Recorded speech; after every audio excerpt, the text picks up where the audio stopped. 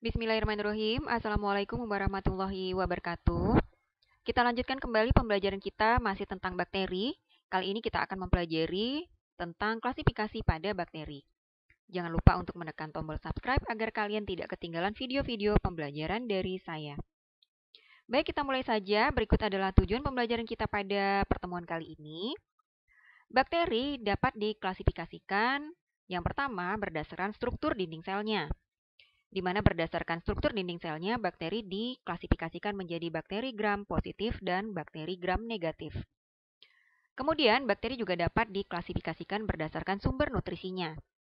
Berdasarkan sumber nutrisinya, maka bakteri diklasifikasikan menjadi bakteri autotrof dan bakteri heterotrof. Selanjutnya, bakteri berdasarkan kebutuhan oksigennya dapat diklasifikasikan menjadi bakteri aerob dan juga bakteri anaerob. Nah, sekarang marilah kita pelajari struktur dinding sel bakteri gram positif dan bakteri gram negatif. Dapat kalian lihat pada gambar yang saya tampilkan berikut ini adalah struktur dinding sel bakteri gram positif. Sedangkan yang ini adalah struktur dinding sel bakteri gram negatif. Nah, dapat kita ingat terlebih dahulu bahwa letak dari dinding adalah di sebelah luar dari membran plasma. Nah, struktur dari dinding sel bakteri gram positif terdiri dari peptidoglikan semuanya. Sedangkan struktur dinding yang menyusun sel bakteri gram negatif dapat kita lihat terdiri dari dua macam, yaitu lapisan lipopolisakarida yang ini dan kemudian peptidoglikan yang ini. Nah, dengan demikian dapat kita simpulkan perbedaan antara dinding sel bakteri gram positif dan bakteri gram negatif yang pertama adalah berdasarkan lapisan peptidoglikannya. Lapisan peptidoglikan yang dimiliki oleh bakteri gram positif tebal, sedangkan lapisan peptidoglikan yang dimiliki oleh bakteri gram negatif tipis, hanya yang ini. Selanjutnya, berdasarkan ada tidaknya lapisan lipopolisakarida, dapat kita lihat kembali bakteri gram positif tidak memiliki lapisan lipopolisakarida. Sedangkan bakteri gram negatif memiliki lapisan lipopolisakarida. Selanjutnya, apabila kedua sel bakteri ini diwarnai dengan teknik pengecatan gram, maka hasil akhir setelah pengecatan gram dilakukan, maka bakteri gram positif akan memiliki warna ungu apabila dilihat dengan menggunakan mikroskop. Sedangkan bakteri gram negatif akan berwarna merah jika dilihat dengan menggunakan mikroskop. Artinya setelah diwarnai dengan pengecatan gram, maka hasil akhir dari bakteri gram negatif warnanya adalah merah. Nah, sekarang selanjutnya bakteri autotrof. Bakteri autotrof adalah bakteri yang membuat makanannya sendiri. Bahan makanan yang dibuatnya adalah berupa senyawa organik.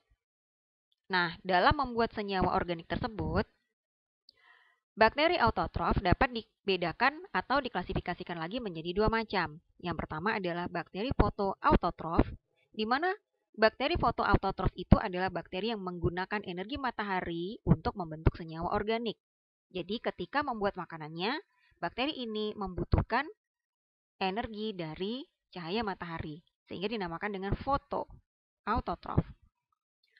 Kemudian yang berikutnya ada bakteri yang dinamakan dengan kemoautotrof, yaitu bakteri yang membuat makanannya sendiri atau membuat senyawa organiknya dengan menggunakan energi kimia. Energi kimia itu diperoleh ketika bakteri ini mengoksidasi senyawa-senyawa kimia. Nah, selanjutnya bakteri heterotrof.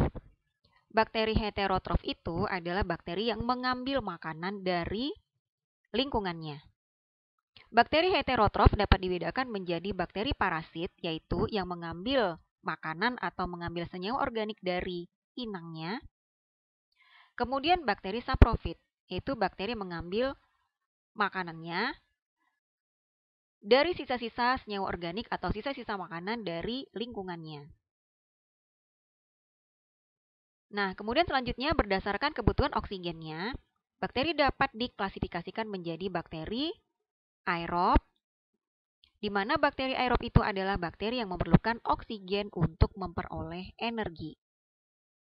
Jadi sama seperti kita memerlukan oksigen untuk bisa mendapatkan energi. Selanjutnya ada bakteri anaerob. A artinya tidak, berarti bakteri yang tidak memerlukan oksigen ketika memperoleh energi. Nah, bakteri anaerob ini dapat diklasifikasikan menjadi dua. Yang pertama adalah bakteri anaerob fakultatif. Bakteri anaerob fakultatif artinya bakteri ini tetap dapat hidup meskipun ada oksigen maupun tidak ada oksigen. Sedangkan yang kedua adalah bakteri anaerob obligat. Nah, bakteri anaerob obligat ini akan mati jika ada oksigen. Karena bakteri anaerob itu adalah bakteri yang tidak memerlukan oksigen. Kalau dia fakultatif, maka ada oksigen maupun tidak ada oksigen, dia tetap hidup. Sedangkan bakteri anaerob obligat dia akan mati jika ada oksigen. Artinya hanya bisa hidup jika tidak ada oksigen. Nah, demikian pembelajaran kita tentang klasifikasi bakteri. Jangan lupa untuk menekan tombol subscribe. Saya akhiri. Wassalamualaikum warahmatullahi wabarakatuh.